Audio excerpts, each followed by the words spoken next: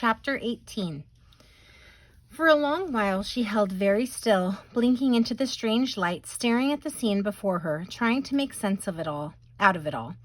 What was it anyway? Some kid's playroom or what? She was surrounded by pieces of furniture, but it was all knee-high. A table set with small flowered dishes, 2 armchairs, a sofa, an iron stove, a cabinet, a couple of beds, a chest.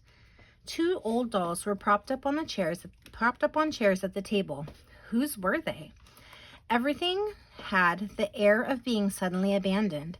Somebody just moments before had been playing here, had arranged the dolls at the table, had given them voices, had called Maggie's name, had broken a cup, had cried out, at last, when Maggie flung aside the curtain and then had gone. Maggie looked around for some exit, some hiding place. There were no doors, and the window was high above the ground. Through the raging snowflakes, she could see far, far below, 3 stories maybe, the front steps of the house, with the stone urns tiny now and mounding high with snow like ice cream cones. There was an alcove in one wall, but it was only as high as her hip, and it held a wash tub with a washboard, a broom, a mop, and a dustpan, nothing more. She examined the front of the wardrobe that served as one wall of the little room. Maybe someone was inside. She pressed her ear against its front door, listening, but she heard nothing, and finally she turned the latch. The interior was dark and empty and smelled of old wood. She turned again to the dolls with their china faces webbed with cracks. One was dressed in woman's clothing, one in man's, and Maggie looked from one to the other, taking in their finely traced eyebrows, their brightly outlined lips, their closed ears. The woman doll wore a dark print dress, long and full, with a frill of lace flaring like a flower vase at each wrist. A white cotton cap was pinned to the patch of red matting that covered her china scalp, and a string of beads hung at her neck. One china hand lay stiffly on the lid of the china teapot. The other rested in a little shawl that served as a tablecloth. On her feet were leather boots with rows of tiny buttons, and on the floor beneath her lay a scattering of china fragments. The man doll had short red hair, painted side whiskers, a heavy suit of clothes, and a ruffled collar at his chin. An oblong of yellow newsprint was propped between his outstretched hands. He too wore black button boots, and at his feet, in a straw basket, a china dog lay curled on a pillow of faded red velvet. Who owned them? Who had dressed them, spoken for them, seated them in their chairs? Who? Maggie stepped back into the darkness on the other side of the wardrobe and peered at the large gowned shapes. Someone, maybe, was inside one of them, waiting. Slowly, silencing her shoes against the floor, she walked towards them. She could snatch off their white coverings one after another, and suddenly there was a rustling from the doll room, and a voice, the familiar voice of the walls and the trees, spoke aloud. Now we may begin. And Maggie rushed back in. She's here at last, the voice came. Could that be from the woman doll, from inside her head or something? Because her lips didn't move, but she was speaking, saying real words, a doll. At the same moment, her china hand, suddenly alive, began to grasp the handle of the teapot and to lift it from the table. Maggie shrank back. What was going on? Timothy John, the doll said, or seemed to say, put down your paper. It's Maggie. She's here. And then the man doll also, with some deep interior grindings and creakings, began to move, stirring in his chair and slowly lowering the scrap of newsprint to his knee. Maggie's hands grew cold. Ah, there you are, Maggie, he said in the voice that she had come to know over the months as the man's. I was afraid you had lost your way. It must be nearly tea time, isn't it? And he turned slowly to face the other doll. It's past, the woman doll answered. It can't be past, he answered. If it hasn't begun. And by bending forward at the waist and straightening first one leg and then the other, he rose from his chair. Maggie edged back to the wardrobe. The trouble is, the woman doll said, leaning over the table, we can't have tea at all. There is no cup at this place. And she tapped her hand on the edge of the table. A teacup is a very important thing at tea time. It keeps the tea from being poured into the saucer. You do have a cup, the man doll corrected her. It is laying next to your shoe. The woman doll bent down to inspect the hill of china fragments at her feet. That is true, she agreed, although it seems a bit rearranged. That's because you broke it, the man doll told her. I didn't break it, she answered. I only dropped it. It broke itself when it hit the floor. Maybe we should drop the others, the man doll suggested, so that they will all match. But they might not break this in the same way, the woman doll said, and then none of them would match. I think Maggie should sweep this one up and choose another from the shelf. Maggie? And she slowly turned her body in Maggie's direction. Would you mind getting the broom? Maggie felt as though she had been suddenly picked out of an audience and addressed by a puppet on a stage. Her face flamed and she pressed her back against the wardrobe. The broom is right there, the man doll said, also addressing her as he stretched out his arm towards the little alcove where a rush broom stood against the wall. Above it, a red dustpan with a painted flower on its tray hung from a hook. I wonder, he said to his doll companion, how did people sweep up teacups before there were brooms? There were no teacups before there were brooms, she replied. The teacup was invented because of the broom, to give the broom something to do. Maggie kept her eyes fixed firmly on the two dolls.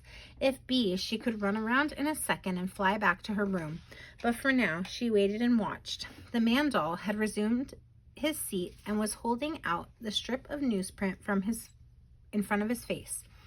The woman doll's hand was poised once again on the teapot. Neither doll moved, and Maggie wondered if maybe, as in puppet shows, the performance had come to an end.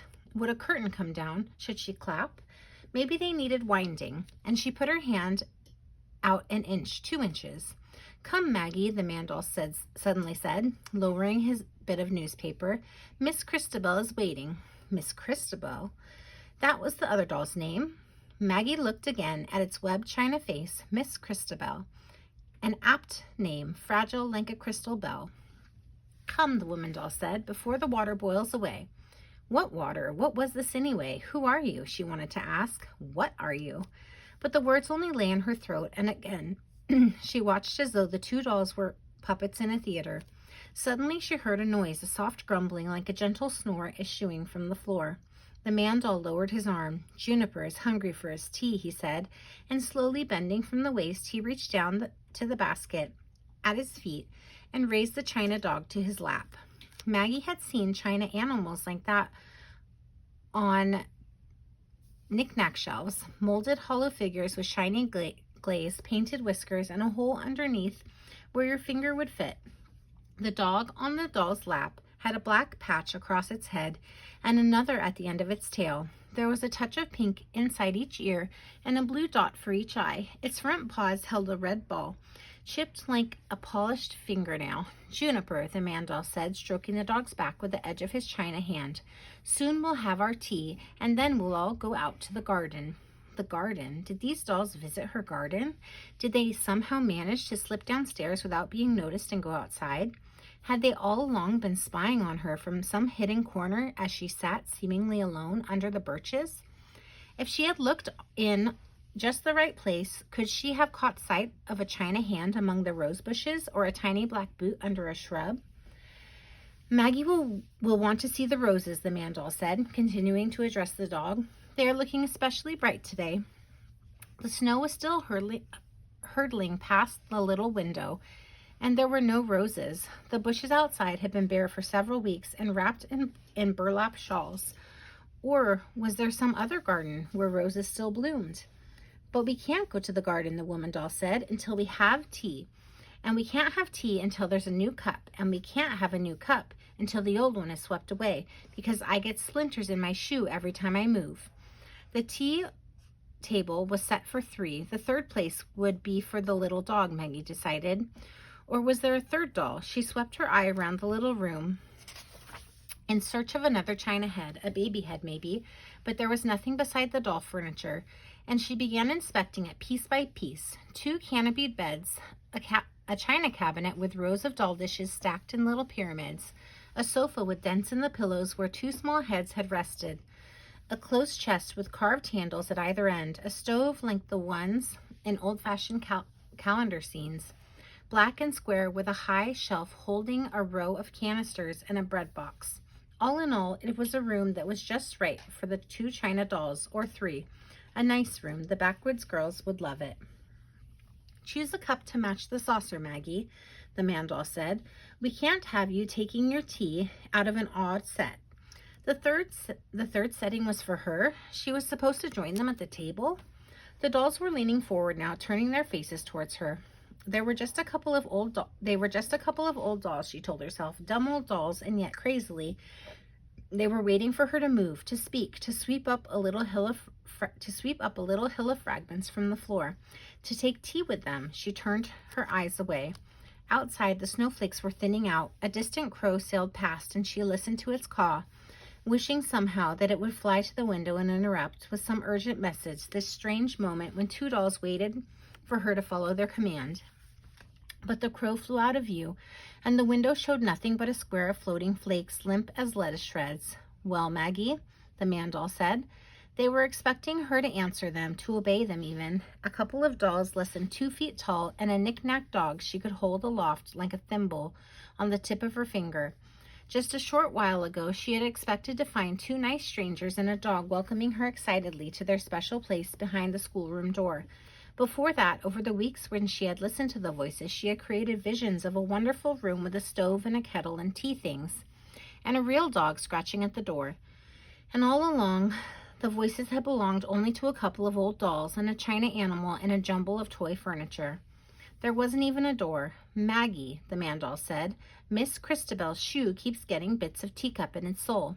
His smile remained sweet and patient as he turned toward her. Okay, then. She would answer them. She took a long breath. She should have cleared her throat, too, because when at last she did speak, her voice came out croaked. "I don't play with dolls," she got out.